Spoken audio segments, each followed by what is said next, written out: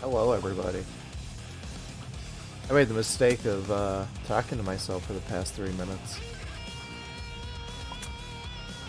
As it turns out, you have to actually unmute everything in order to actually be heard on the stream. So, we're having an Exceed game. I'm running this impromptu as a host, which isn't great for me, but as it turns out, the tournament rules require somebody host the game, and I figure somebody streaming it also probably helps a little bit. So, I have no idea who's playing what. I don't know if we're in winners brackets or losers brackets. But we got Banazama and HeliosAflame. They made it to top 8 in brackets. So, if anything, it should be high-level Exceed play. If you don't know what Exceed is, it's a fighting game, played on a table. Use a deck of 30 cards to basically attempt to kill your opponent. Currently, Exceed contains Street Fighter, Blaze Blue, Shovel Knight, my favorite fighting game, of course, and a few other original IPs.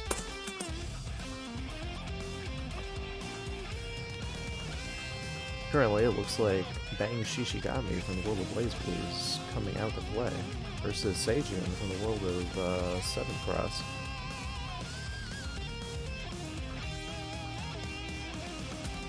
Very interesting set of characters, and I believe these two players' strongest characters. Bang, of course, is a ninja who does ninja things, like avoid attacks and jump out of the way of harm, and then hit you when you're least expecting it. Seijun is a kitsune, which is Japanese for fox.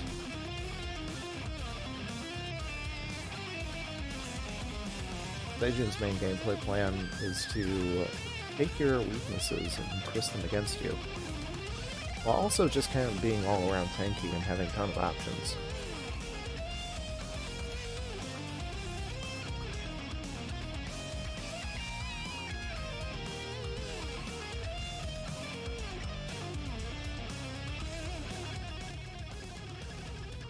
Let me just turn the music down a little bit and maybe turn my voice up a little bit.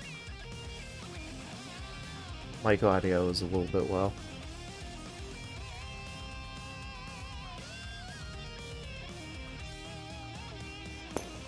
So, I'm gonna do my best to attempt to keep up commentary. But if I don't say anything, I'm not gonna blame myself. Because, let's be honest, I was told about this match happening just a few minutes ago. And every other available host happened to be unavailable. So, I'm gonna be the guy that's sitting here at the table.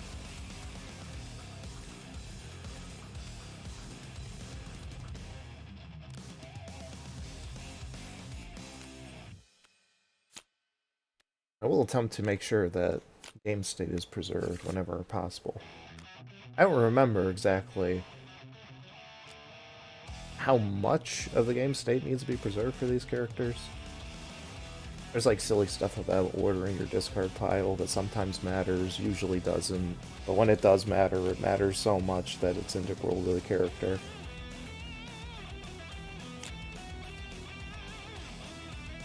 We start off with our opening mulligans. Bang mulligan with 4 cards, Seijun mulligan with, I think, 6 out of her starting 8. Bang prepares as his first action. Because what does Seijun actually have at range 4? The answer is 1 attack. Just a peek at it.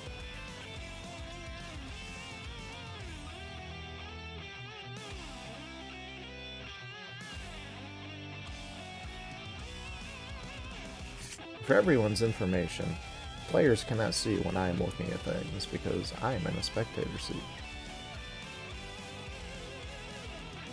Seijun initiating a strike, which pretty much guarantees that this is either dive or Inari guidance. And of course, spying at Inari guidance, determining whether it is Inari guidance.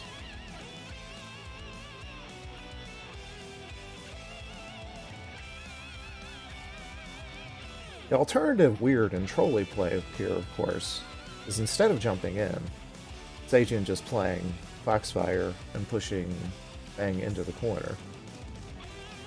It's funny, it doesn't do a whole lot. Seijun diving in, Bang using his cross to backdash away. For those of you who haven't played the game before, every attack has 2 copies in the player's deck, so using valuable resources like advances and retreats means that you won't have ready access to them later on. For attacks like Dive and Cross, this is especially important given that they happen to be incredibly strong defensive and offensive tools. Bang throwing down a continuous boost on Spike to give himself extra guard and armor, so that way he takes less damage, and also happens to deflect any attack that hits him so that he may possibly strike back. Much like a fighting game, if you get hit, you end up in hit stun. To replicate the concept of blocking and striking back, Exceed happens to have guard. Having enough guard means that you effectively block the brunt of the attack, and then you can make a counterattack. Certain cards, especially slower defensive cards that strike later, are designed around this concept and have much stronger effects at the cost of striking later in the turn.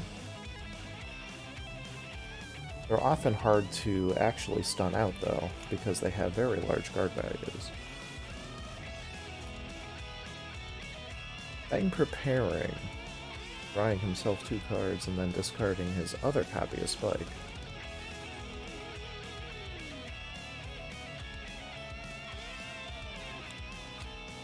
Seijun performing an EX Transform, which gets rid of 2 copies of one of her special cards in order to put it into play for its permanent effect. In this case, Seijun is protecting herself against the opponent's normals.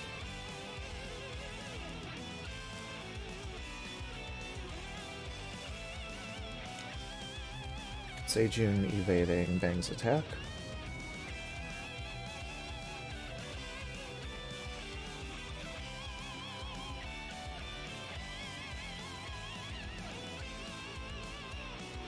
Also, in case anyone is wondering, I am definitely not pronouncing Seijun's name correctly. He is in fact Japanese and not Korean. But I'm still going to call her Seijun because I have for the past 4 years. Seijun boosting Fierce to increase her attack power.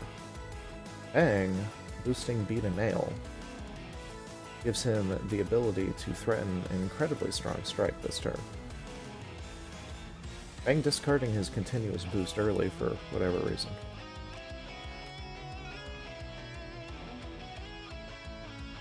Or no, I'm sorry. I believe he used this to pay for his continuous boost.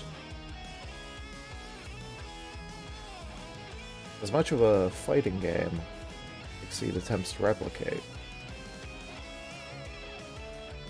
this is also a card game with costs involved with each of the different cards that you play. All costs are paid by playing other cards. In this case, this is a 1 cost, so it needs to be paid with by 1 card. Bang revealing Void Tempest Kick, which is a 6-speed attack after the boost and playing 2 copies of it to increase its potency. Seijun attempted to block, and I believe she did successfully, taking no damage. Seijun filling her hand.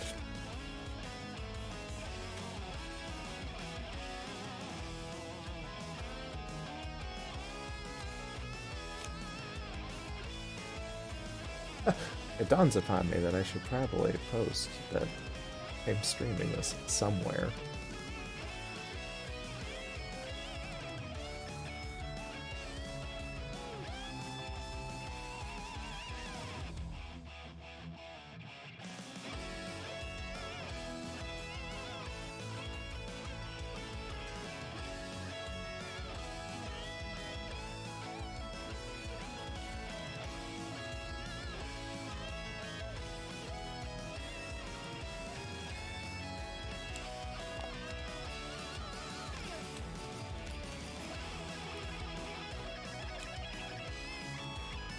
I have no idea what just happened because I wasn't paying attention.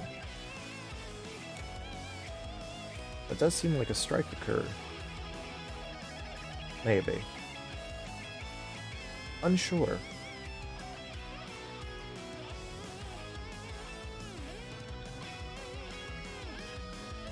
Very confused, actually.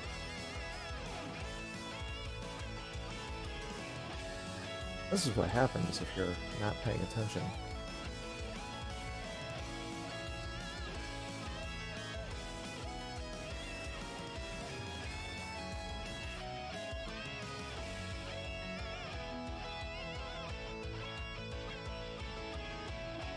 Generally, I'm just going to pray that the players resolve everything correctly this match.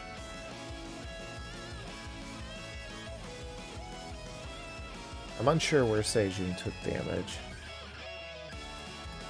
given that he played block earlier against the only attack that landed, which only has ignore guard.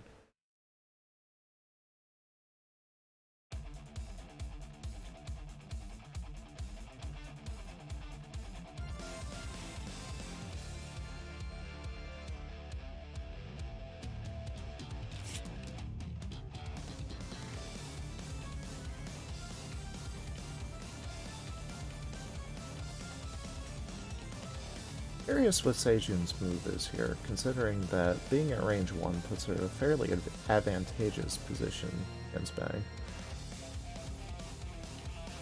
Especially given that I believe he's played half his crosses. Ooh, good play by Seijun.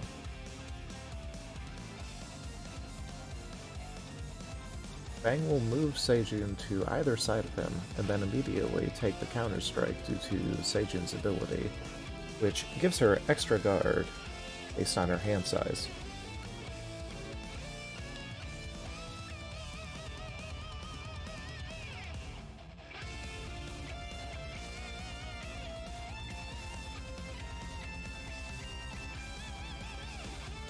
This does mean Bang is down another option from his hand, which perhaps Seijun can use to leverage even more advantageous position. Striking again, Bang responding with a wild swing, pulling block into grasp, which is fairly low value.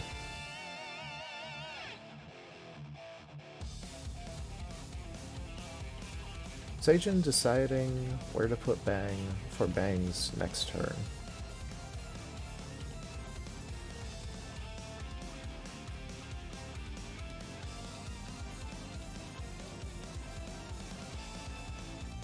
There's a few options to consider here, but given that both copies of Void Tempest Kick are down,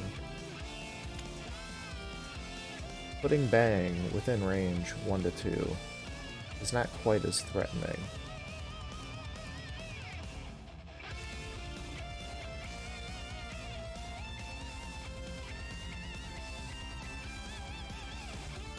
Seijun striking after Bang's preparation.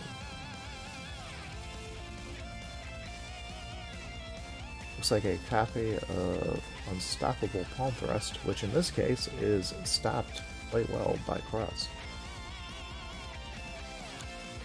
Not sure what Helios' plan is from this position, given that Bang is capable of getting in on him.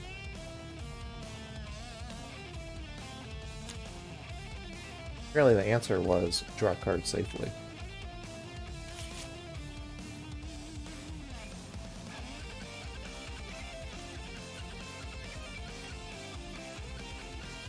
and giving himself options.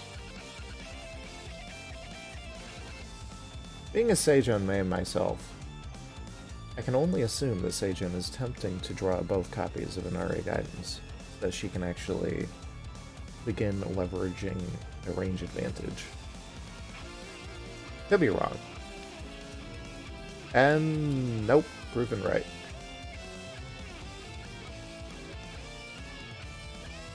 Notably, this still does not help Seijun in her current position.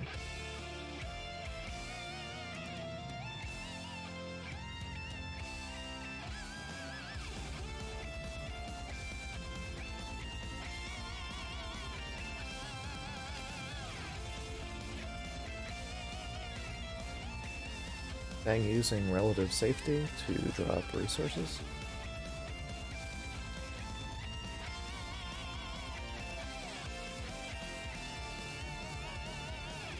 Very curious gauge, currently owned by Bang, given that his Exceed mode allows him to effectively grab extra copies of the cards that are in his gauge.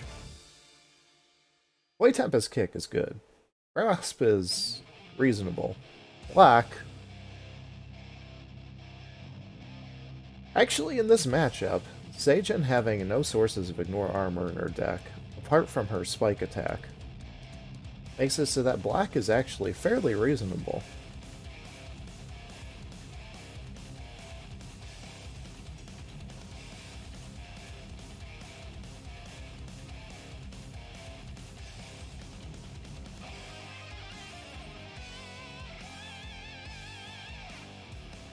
Mana, being Bang, has a lot of options to still close this gap and actually begin an assault on Seijun.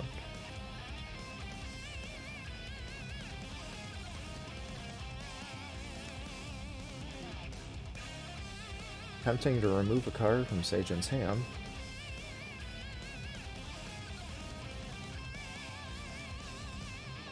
Relevant threats that Seijun generally throws out are Ink Spike and Ink Splash. In this case, parrying block.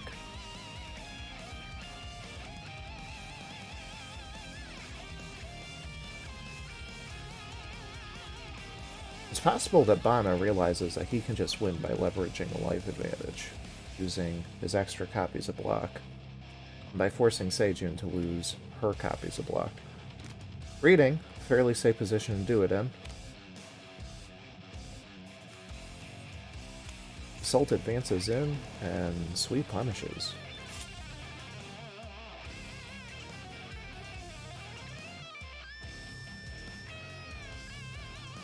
Helios needs to strip an option from Bana's hand. Ooh, and removing a copy of one of Bang's... perhaps not one of his strongest cards, but definitely his most flexible card.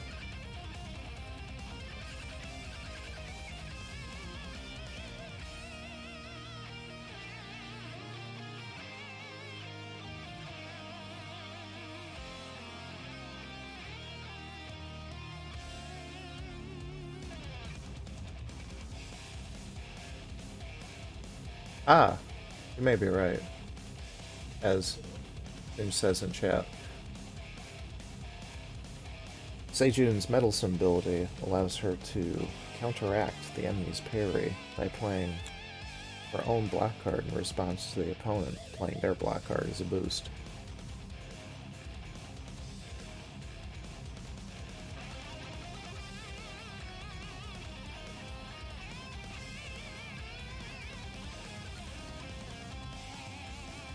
Seijun at low resources, and I believe both her ultras are in the discard.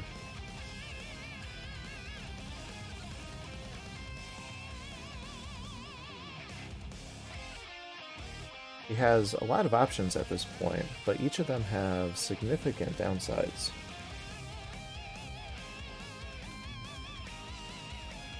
Bang, despite taking damage earlier, is in a fairly decent position. Helios doing their preferred strategy of exceeding his Seijun, giving them effectively infinite resources for the rest of the game.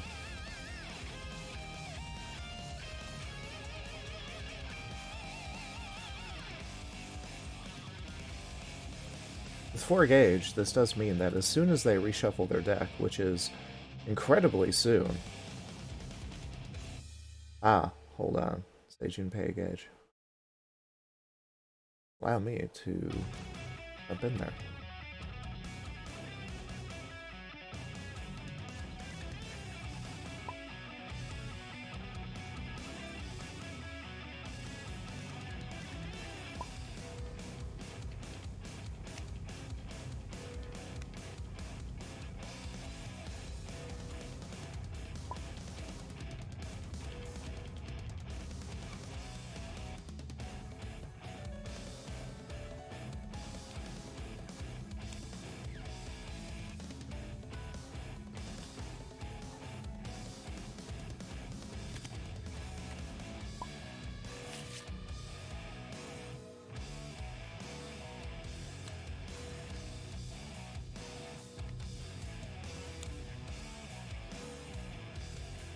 Seijun preventing Bang from backdashing.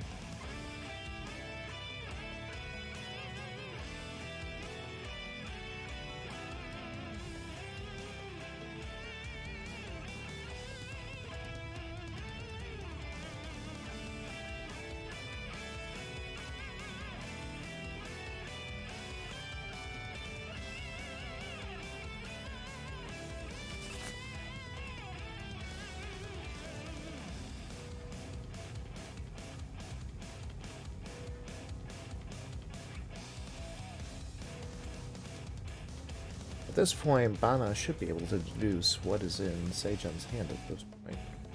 Whether or not Helios wishes to show what is in their hand is another question entirely.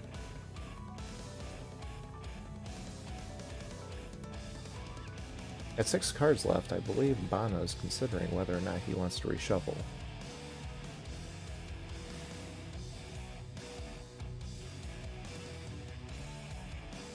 I'm also realizing that I'm going to have to pay very close attention to see if Seijun is playing correctly.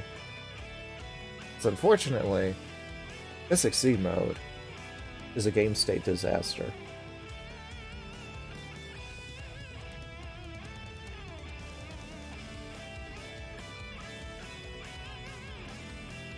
So I believe at the moment it is the start of Helios' turn. They negated Bang's boost action, drew a card at the start of turn, and are now attempting to figure out what to do with the rest of their turn.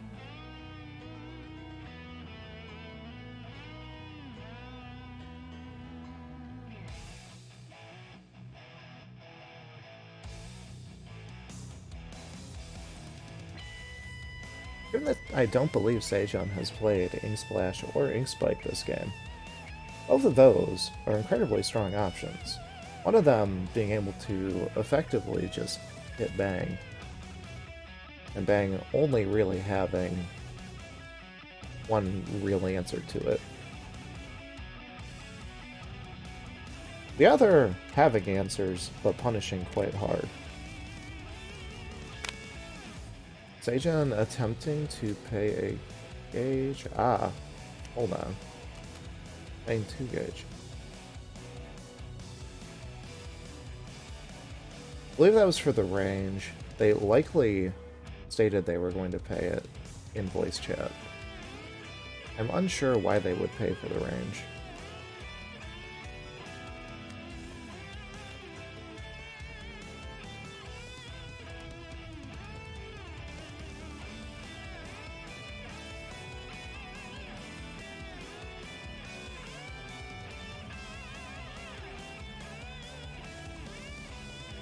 Bang taking 7 total damage due to the 6 cards in hand.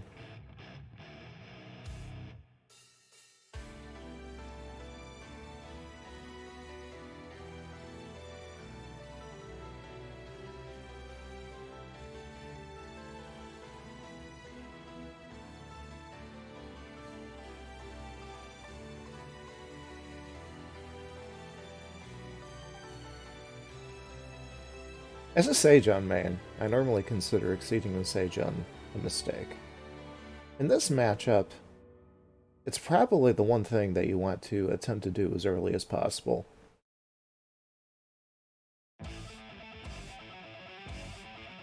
Because as we can see, the resource advantage allowed Seijun to immediately capitalize. And Bang, having not yet reached his 4-gauge threshold for exceeding, is running into a few problems. Bang moving to a range where Seijun can't affect him. Well, not true. Plus range dive would be able to hit from this position. It's telegraphed, but effective.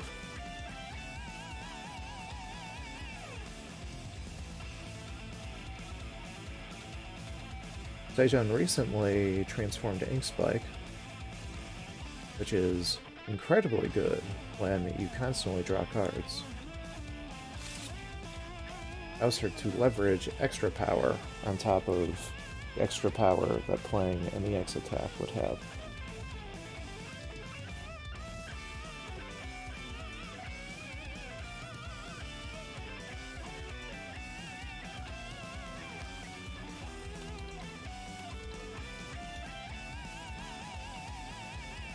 Bang choosing to jump in, given that his options at range 4 are worse than Seijun's.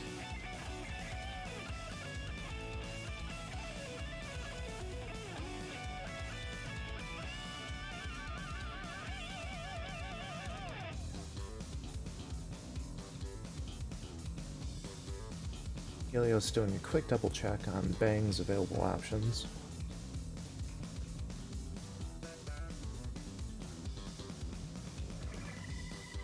Given that Bang has drawn through effectively his entire deck, any option is online right now.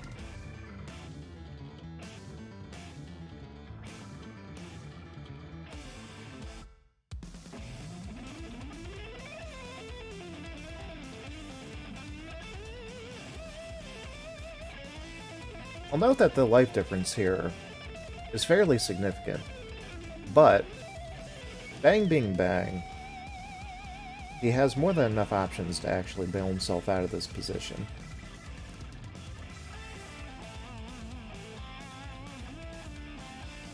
Given that Seijun is Seijun, Bang also has 2 different victory conditions that are available to him.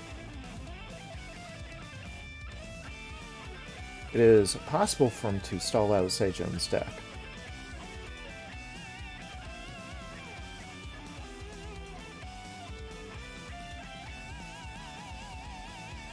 If Bang manages to exceed, he'll be able to actually threaten multiple blocks.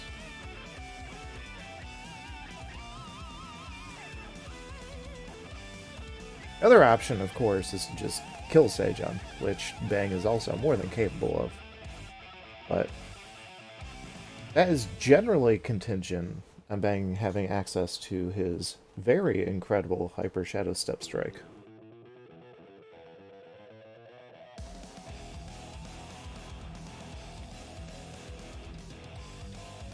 But given that none of Seijun's attacks really have that much guard at this point, it becomes a matter of just avoiding the slow attacks to the best of his abilities, and then effectively just attempting to trounce her with his far better card quality.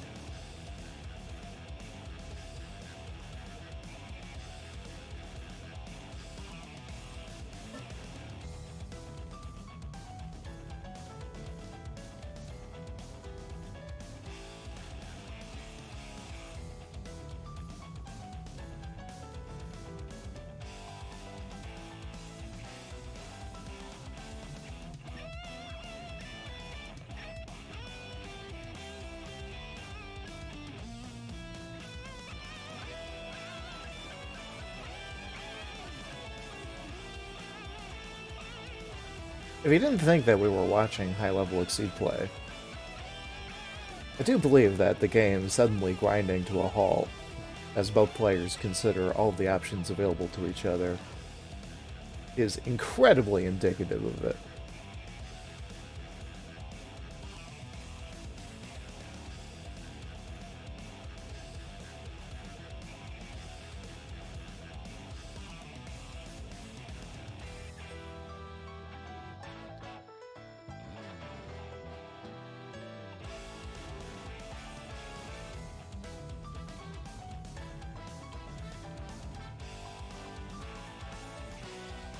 I haven't been paying too much attention to what Bang has put into his discard pile so far during this game. Partly because the art on the Season 5 cards are just oh so easy to tell apart.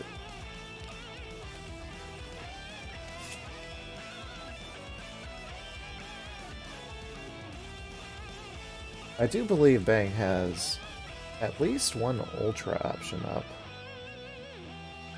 If I remember correctly, he does have a Shuriken, a Pulverizing Blast Jutsu, and Unstoppable Palm Thrust available.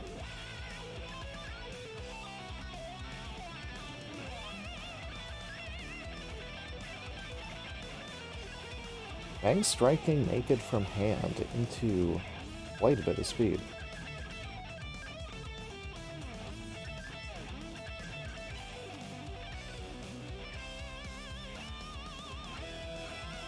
Given that his defensive options are limited, and that striking will pass turn to Helios, I'm unsure what Banazama's play here is.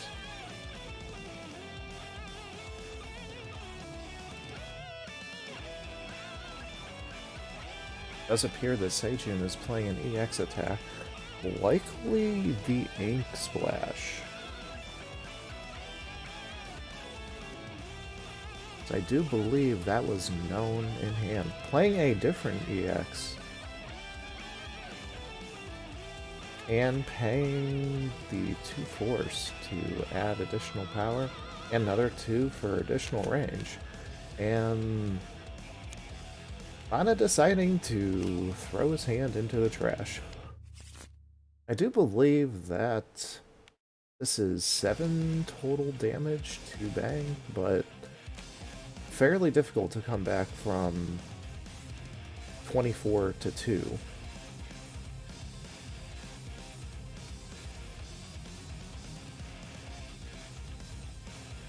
Having your focus stunned is not a great position to be in, especially when it's your opponent's turn next.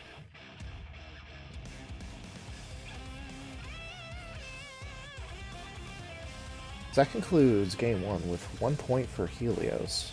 Helios needs 2 wins to win this match.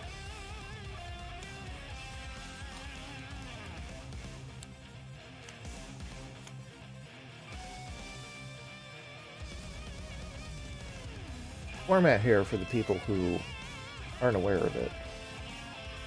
This is 3 games, 1 set, 1 match. Both players have 3 characters that they brought in, and winning with a character means that you are not allowed to use them for any subsequent games. Which does mean that Helios is without Seijun.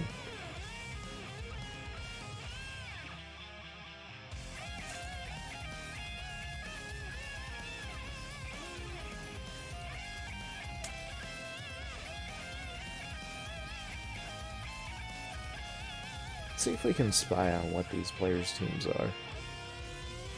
Helios has Rachel Alucard from Blaze Blue and King Knight from Shovel Knight. On his team, you think I would remember because I played against it earlier. But mostly I just remember Bang.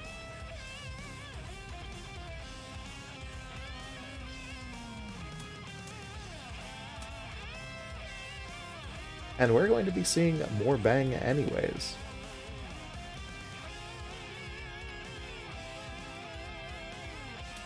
Bang into Rachel Alucard. Let's just peek at what the other characters were. Ragna the Blood Edge and Hazama, both from Blaze Blue.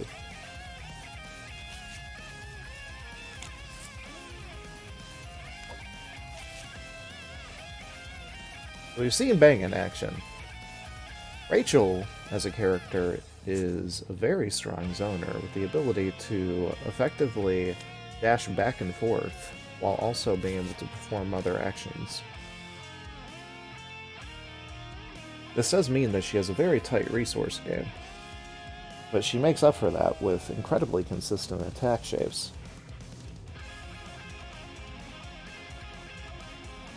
Depending on the opponent, she can choose to jump right into their face and prevent them from out-zoning her, or if the opponent has weak zoning options, she can throw her own fireballs out to try to keep them out.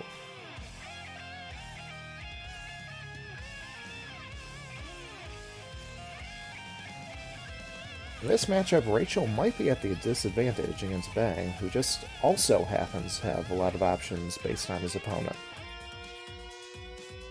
Bang's zoning game is far worse than Rachel's, but he has ways to counteract her zoning.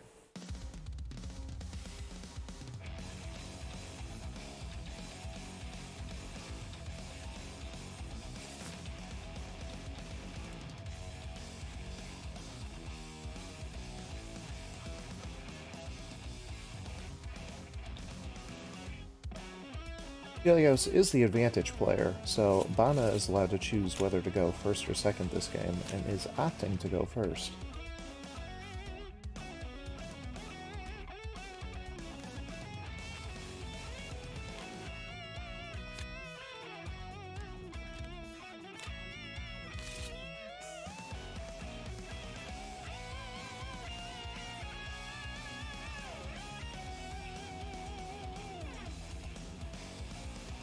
Helios considering options carefully and accidentally revealing one of his mulligan cards.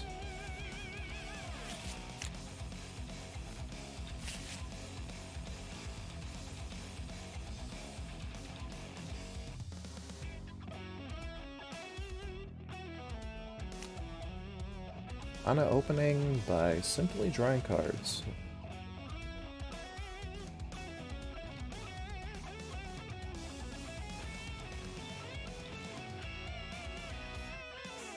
Likely not a mistake, given that Bang's Shuriken allows him to effectively displace his own position in the middle of the strike. It's costly, but the cost is often worth it, especially against a character with far better zoning potential than he has.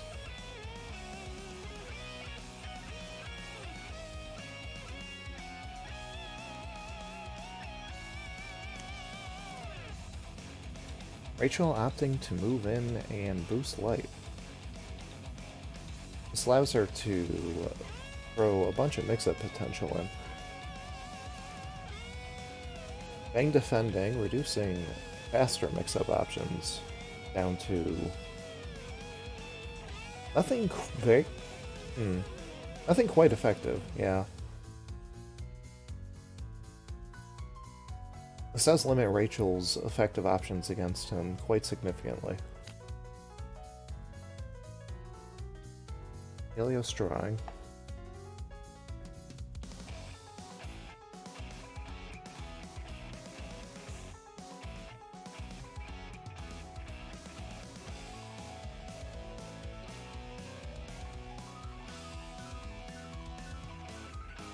In this situation, the pressure is on Bang to do something.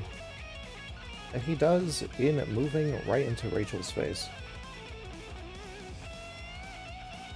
This basically reduces Rachel's mix-up options to 0.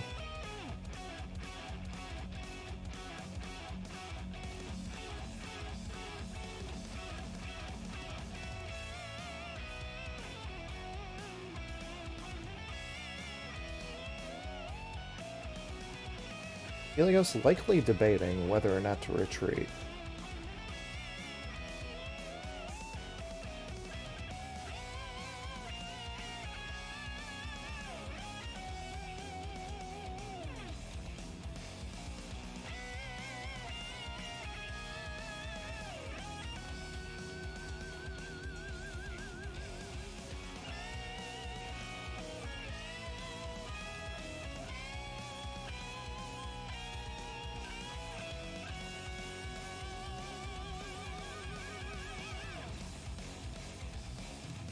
It's a curious position for both players, given that Bang can quite effectively leverage boosts now.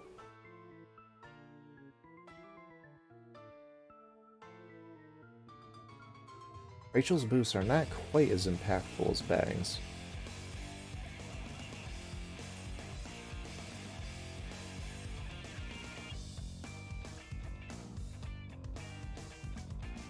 On the other hand, Rachel's boost does allow her to help her effectively set up the board to become far deadlier. Speaking of which, retreats 1 and places Ivy Blossom. This effectively forces the opponent to make very specific actions.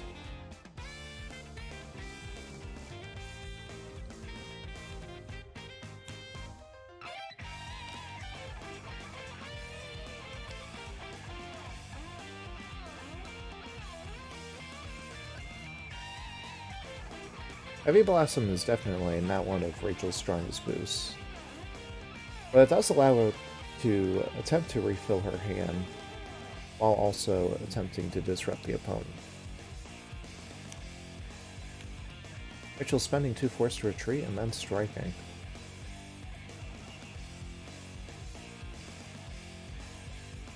This does telegraph a few of her ranged options. Specifically, the range options that allow her to push directly into the boost that she has on the board. I believe Flying Lobelia.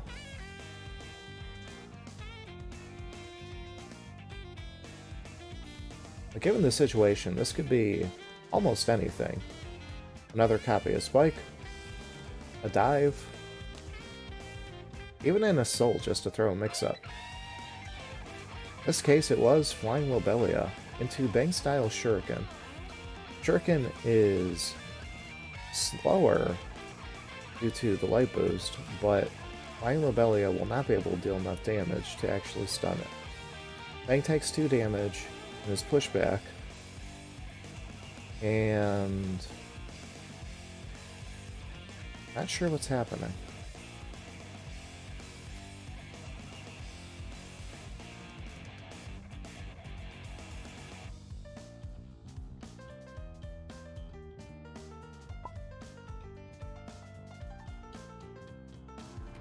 Sorry, didn't mean to move the board around.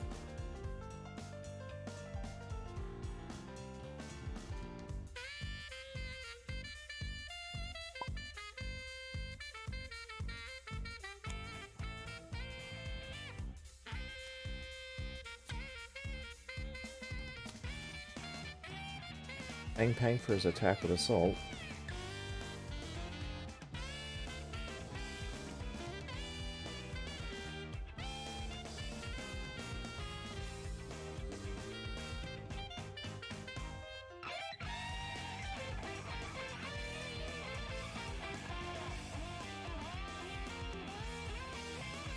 Kinda considering whether or not to spend a boost.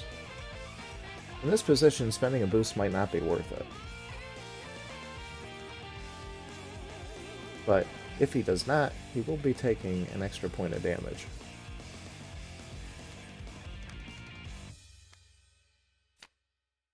Decides not to play a boost and take the extra damage.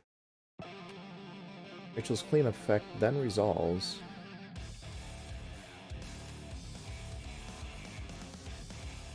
He places a trap marker on the board.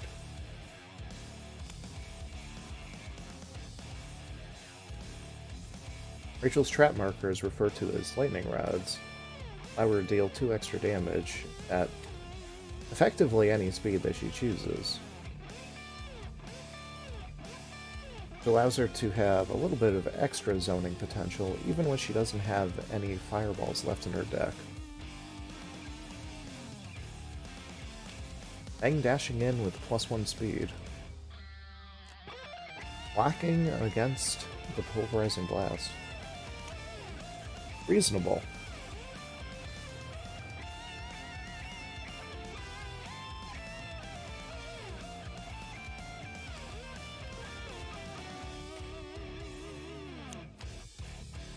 Bang for block with Assault.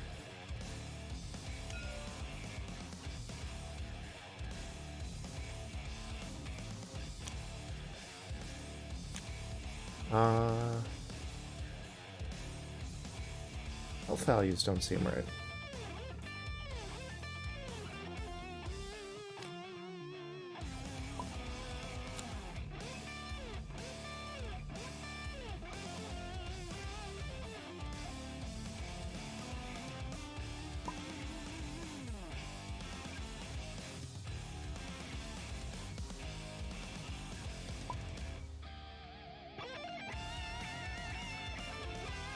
Thanks for noticing, Gobaxel. I did notice before you're looking at your message, though.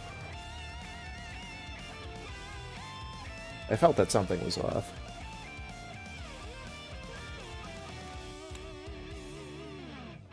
Rachel defending in the corner. Not the worst idea.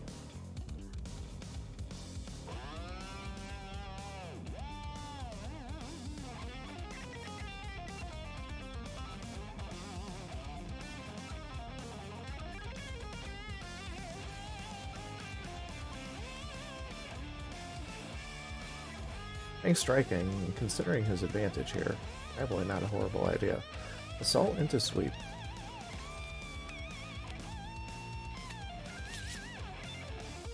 As it turns out, defensive cards are incredibly strong in the corner. The only way to avoid them is, of course, by playing cards like Dive. It was available in hand.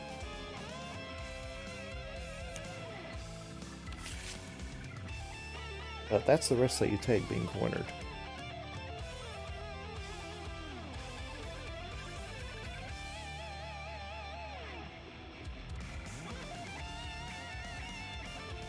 Rachel and Bang had equal life, equal cards in hand, and very healthy gauge values. Though Bang has very strong gauge options for when he exceeds. Rachel opting to push Bang out of position and give herself some breathing room.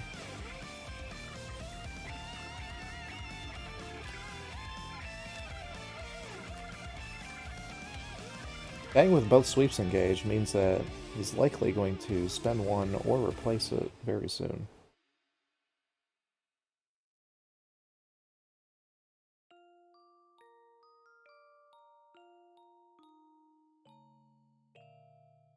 Assuming I remember what Bang's cards do, of course.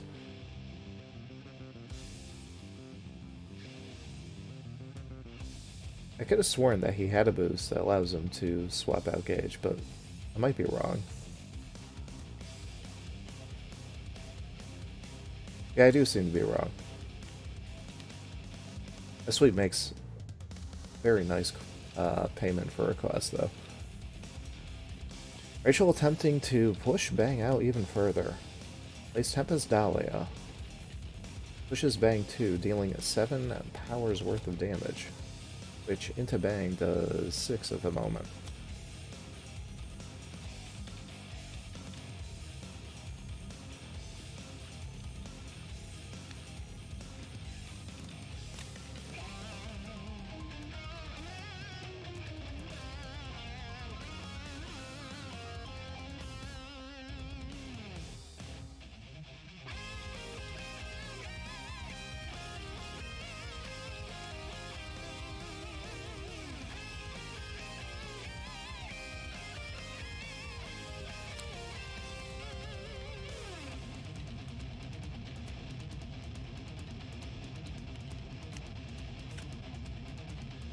Anna playing defensively as Rachel enters her Exceed mode.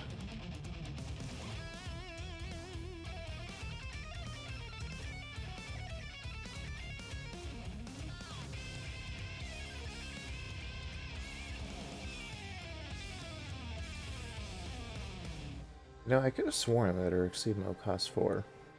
Maybe it does cost 3. Maybe I'll double check just to be sure.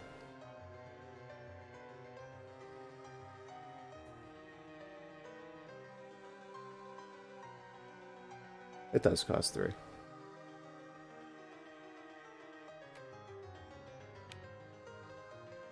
Rachel's Exceed allows her to now start pushing Bang out towards the other side of the board. Unstoppable Palm Thrust, stopping whatever the heck Rachel attempts to do. Electric Chair being a strong option defensively. That does actually stop Unstoppable Palm Thrust from moving in. This reduces Bana's options this turn. Though, being that he's at range 4 and striking, this pretty much limits his options to Shuriken and Dive.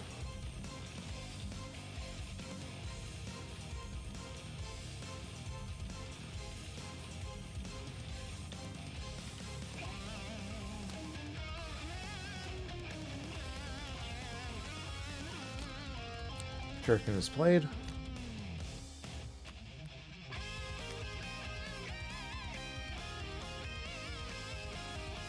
Seems he mostly did it just to get the sweep into his discard, which is quite fine for him. Unless he chooses not to use it for this current Exceed. As it turns out, Bang happens to have all 4 of his specials engage when he exceeds, which means that Hyper Shadow Step Strike is just guaranteed to do whatever it wants.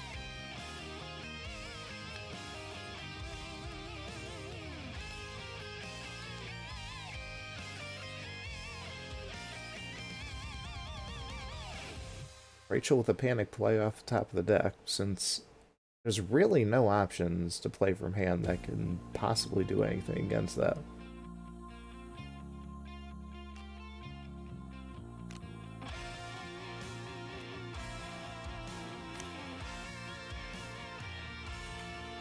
Rachel using her Exceed ability to play Boost from hand, and what will be the follow-up?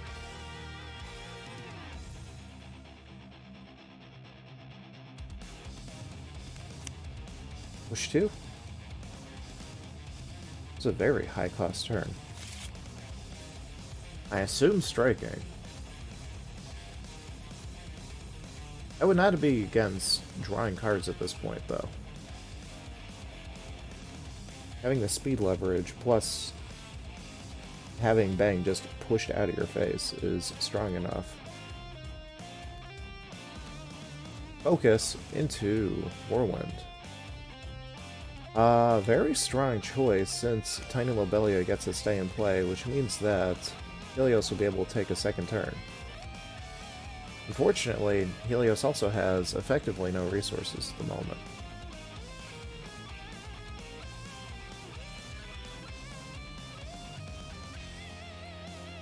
At this rate, it's going to be a struggle to try to keep Bang out as much as possible, so that he can't make use of his wide variety of extremely strong attacks to close the game.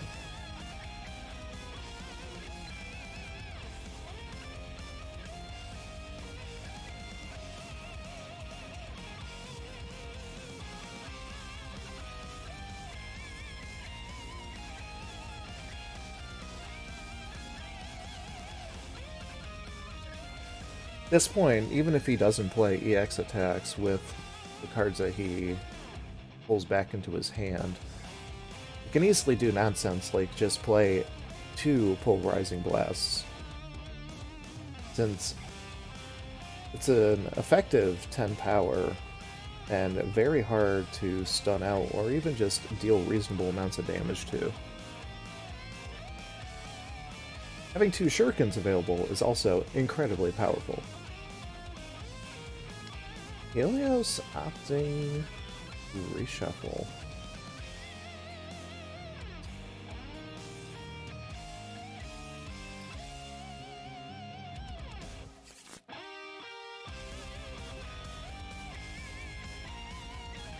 This pulls Rachel's Astral Heat into her hand.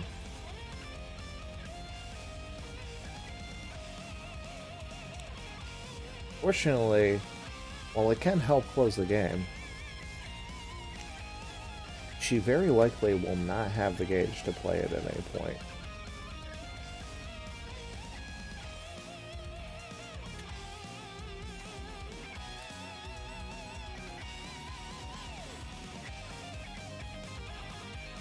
This makes it very likely that it's going to be played for its burst.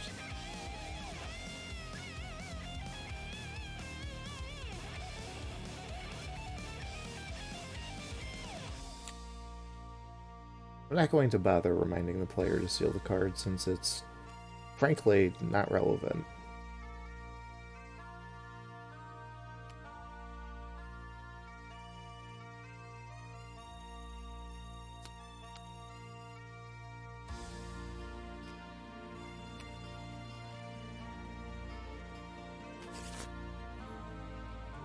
Bang pulling both Pulverizing Blast and Shuriken into hand, as expected.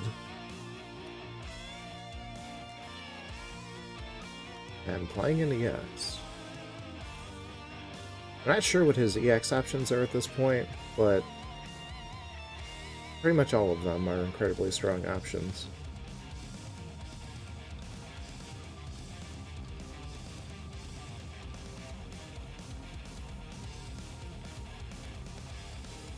Rachel plays the block for safety, which is probably reasonable.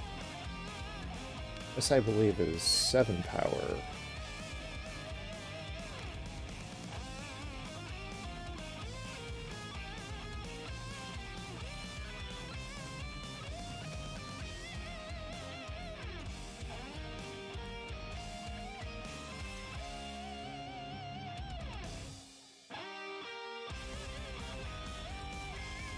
Helios attempting to determine what to spend.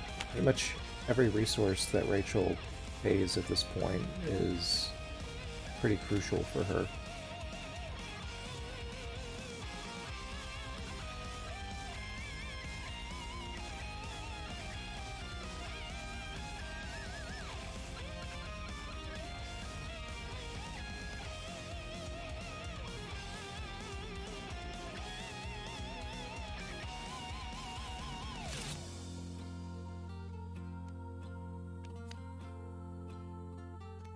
Putting speed out so that she doesn't get effectively caught out or gimped by things like Shuriken.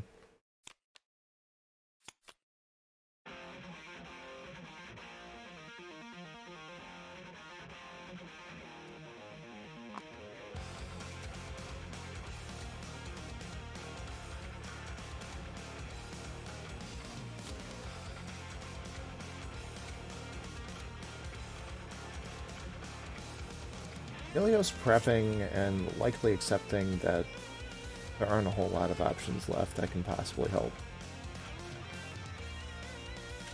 This is likely the EX Shuriken.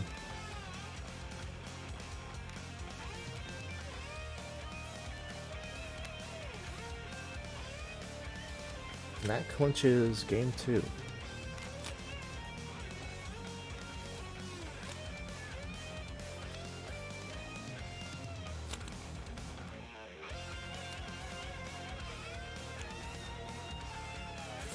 At this point, it becomes Rachel or King Knight into Ragna or Hazama.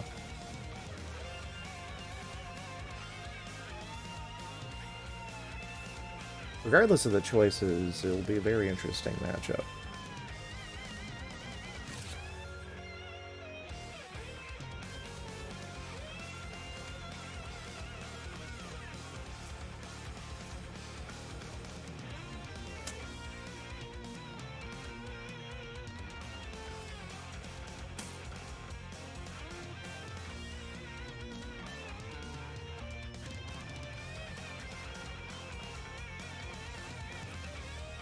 The question here is, are the players going to play their comfort preferences, or are they going to play based on matchups?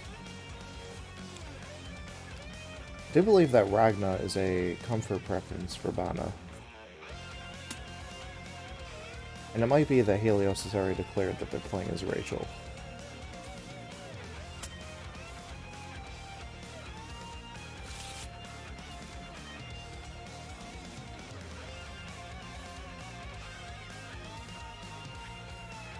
This is an interesting matchup between a zoner and a rushdown character.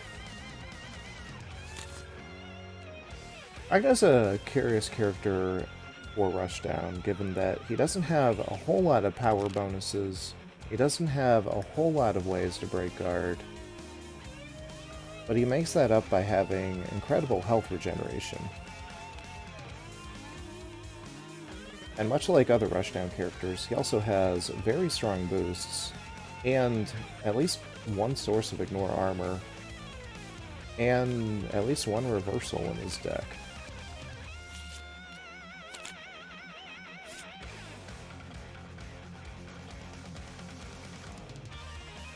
Reversals are especially relevant in this matchup, given that Ragna has effectively a Dragon Punch attack, as well as, I believe, 2 anti-fireball tools.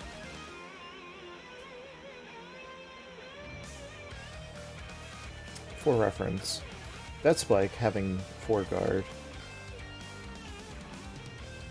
and Gauntlet Hades also having 4 guard.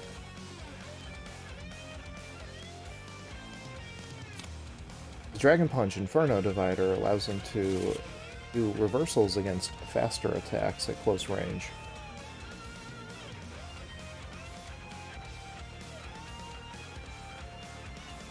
But, like all Dragon Punches, the opponent can bait out the reversal and then counter-strike it.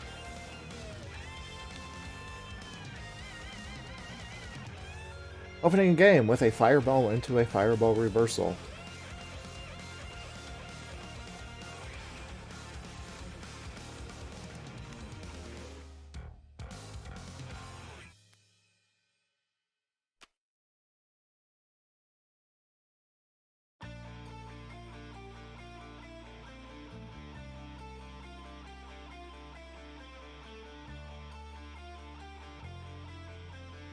It's incredibly likely that Ragna has either Gauntlet Hades or the Dead Spike attack in his opening hand. So, it's curious that Rachel would open with a projectile. Lobelia needs to be placed in its range.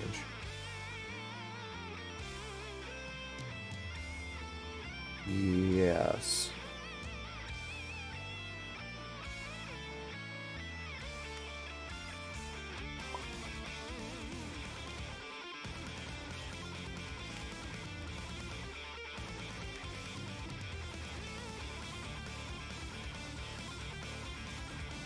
Opting not to place the Lobelia at all and instead gain engage.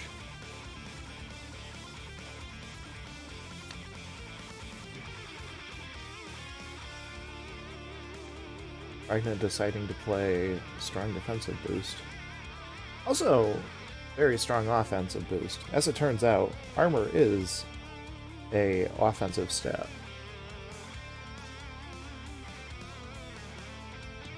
It's effectively extra power that is only relevant if the opponent hits you, but because of that, ends up being always relevant.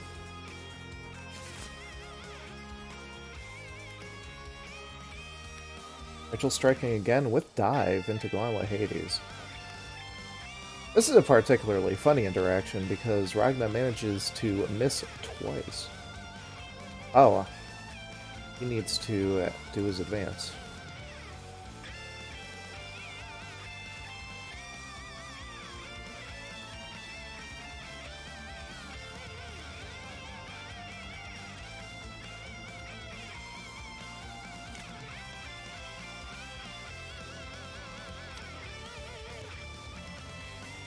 Did Ragna take too much damage?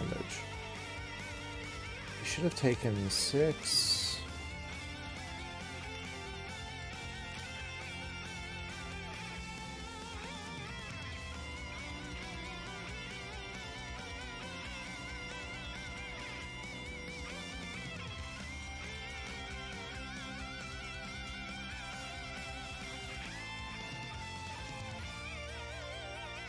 Oh, okay. Let me think. So he takes 3 from dive, and he takes 3 from the projectile. That reduces him to 24. Then he spends 2 life to draw a card. That puts him at 22. Is Ragna missing a health?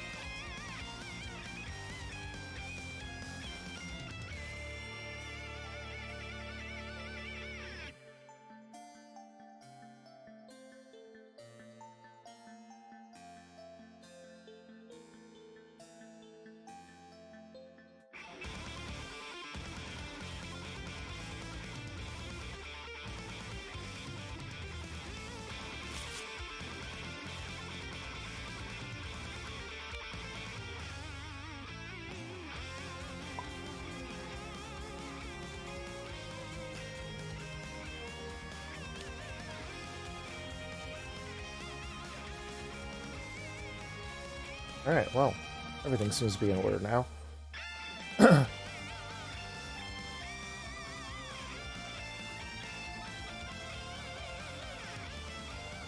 Except Ragna just took extra damage.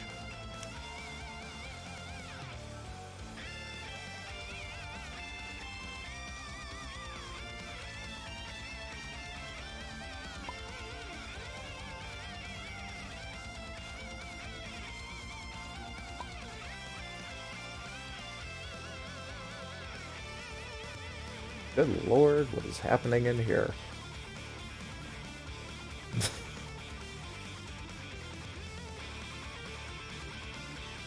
Yeah, I know, chat. There's a lot going on.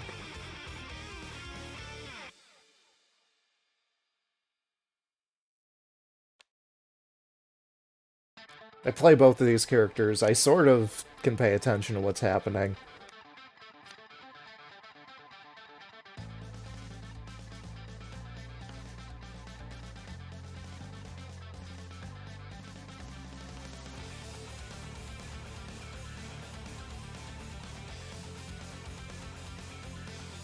Whether or not they can pay attention to what's happening is another story entirely.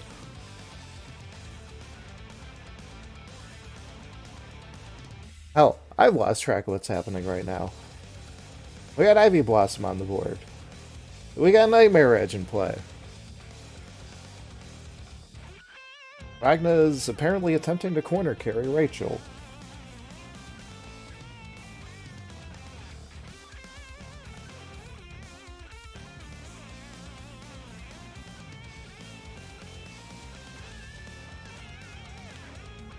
+1 speed isn't super helpful here, but hey. Focus into focus to prevent the push from happening.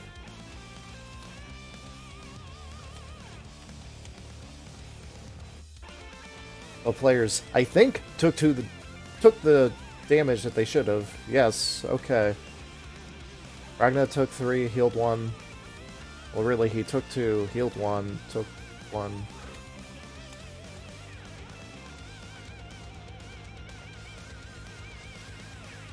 Ragna playing one of his strongest boosts and having it removed from him.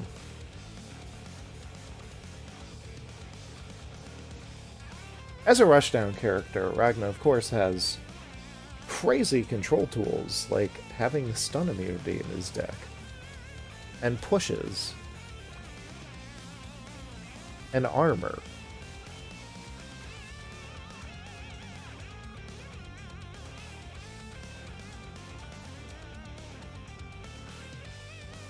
Notably, this isn't really a joke. A lot of rushdown characters do tend to have reasonable control effects. Ragna just happens to be laden with them, given that he's lacking other rushdown tools, like ignoring guard, just doing obscene amounts of damage. Rachel striking, probably attempting to make the use of her boost. Has a sweep, crush by sweep, very strong call.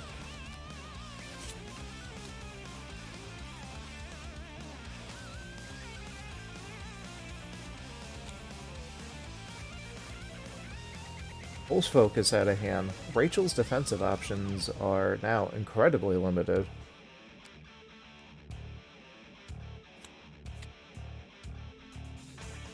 Ragna attempting to leverage as much control as possible.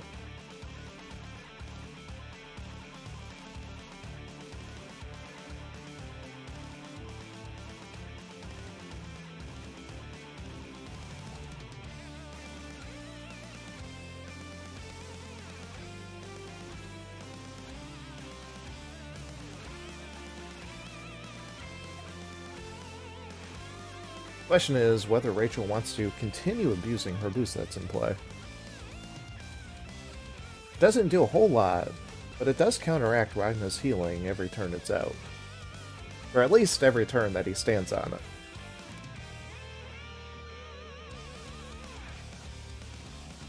Ivy Blossom is not notably powerful, but it might be just enough edge.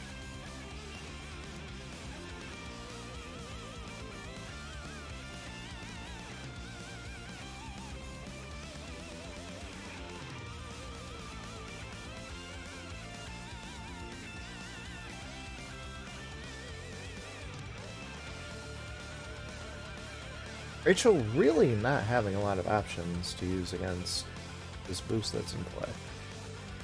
Stun immunity at this point is incredibly powerful given that both focuses are down. At least one sweep is down. Both dives are down. There's very few ways to counteract this in any reasonable form.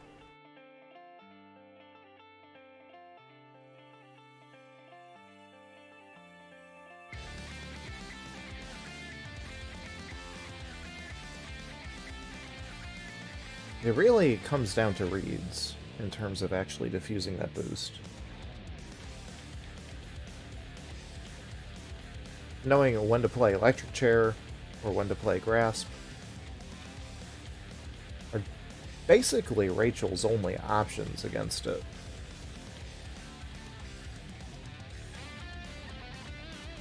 Rachel could also just use her character ability and attempt to zone out Ragna and limit the effect of the boost against her.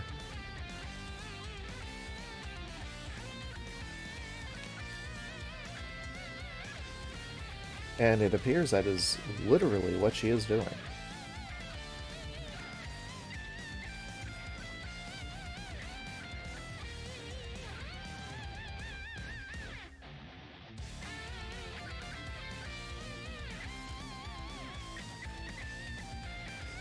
Ragna choosing to play card scissors to make sure that he can get in.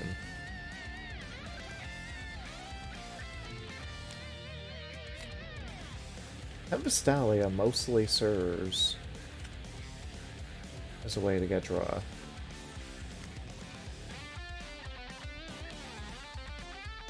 Players fixing the game state, which, funnily enough, pushes Ragna right back onto the boost.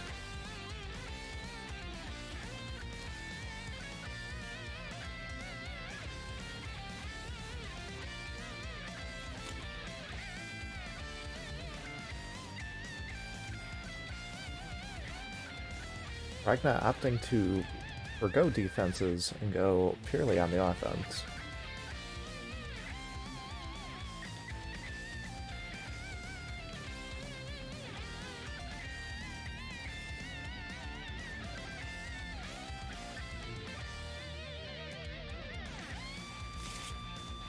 I wasn't entirely keeping track of the game state that occurred during that strike, so I'm just going to have to hope and pray that the players got it all right, since a lot of things happened during that strike. Ragna continuing to place offensive pressure.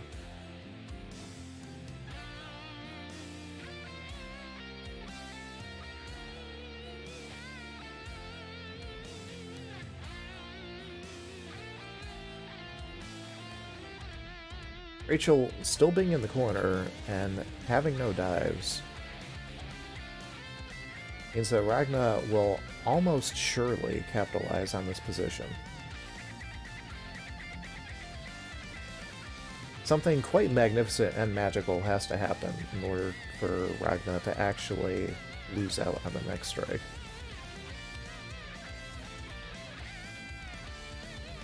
Carrying focus. Curious. This leaves Ragna's only remaining defensive option as the other Blood Scythe in this deck, which actually helps Rachel quite a bit thinking about this position.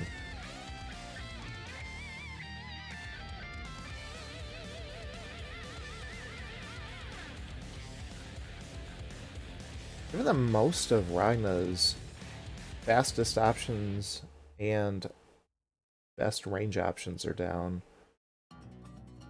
Rachel has mix-up pressure on him.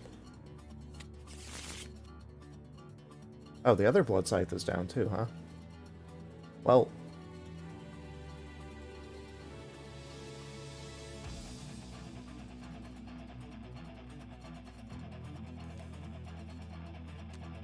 Rachel striking with an EX.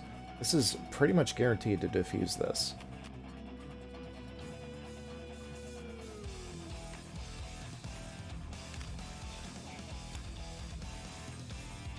I don't believe Ragna had any answers to just a single grasp. So the EX grasp was probably overkill.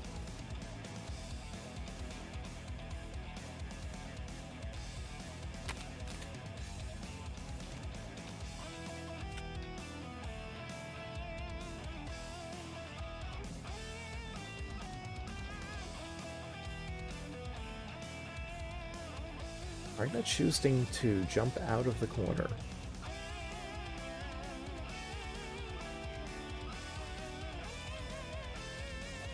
If Helios is aware of Bana's lack of options at this point in the game, he can probably capitalize on it to win. Both players are down incredibly crucial options.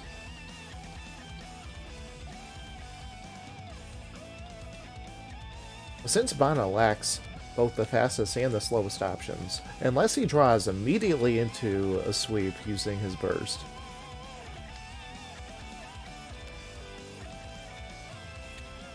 Electric Chair into sweep makes this an actual trade.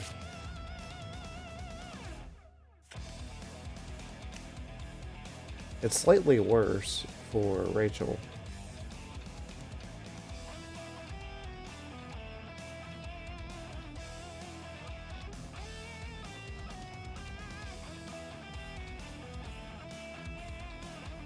The chance of Ragna having another good option at this point is incredibly limited, but we'll see what happens.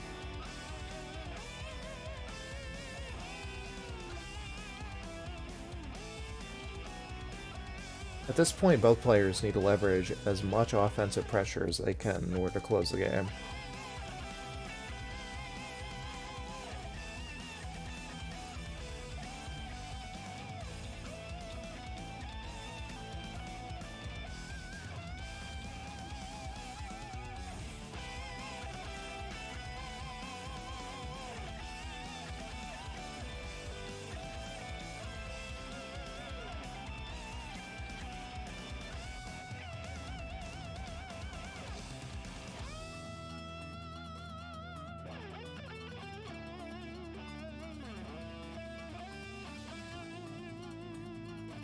Much like the end of Game 1.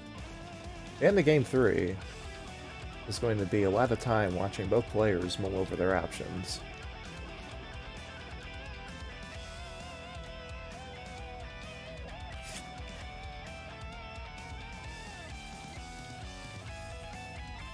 Rachel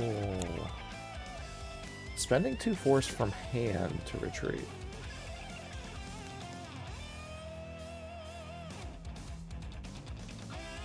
Being at this range is not necessarily safe for Rachel, and Ragna draws the other sweep. He literally drew both sweeps off the burst.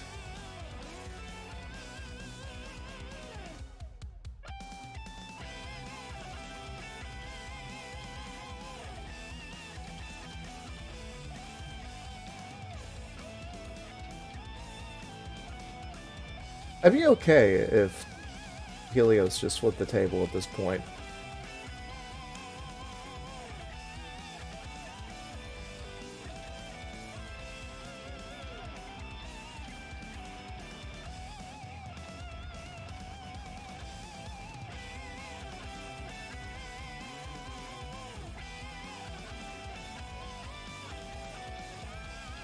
Oh, that will close it.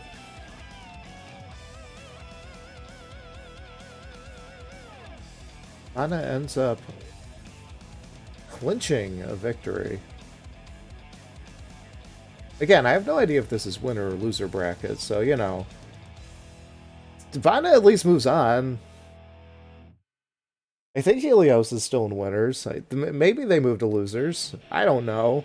I didn't look this up. Nobody gave me any information on this before I started this.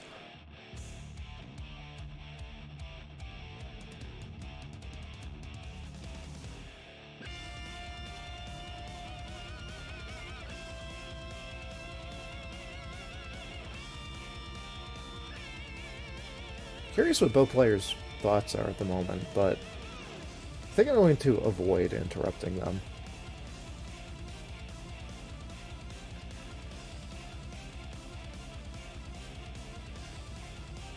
But, this has been your daily Exceed dose, I suppose. Be sure to watch Durankin, because he's probably going to cast most of the other matches. Probably don't watch me, because I probably won't be casting other matches unless it's required. But, thank you all for watching. I knew I should have set up interstitials. But, instead, you get, like... Get this. You get Luigi going into space. Have fun with that.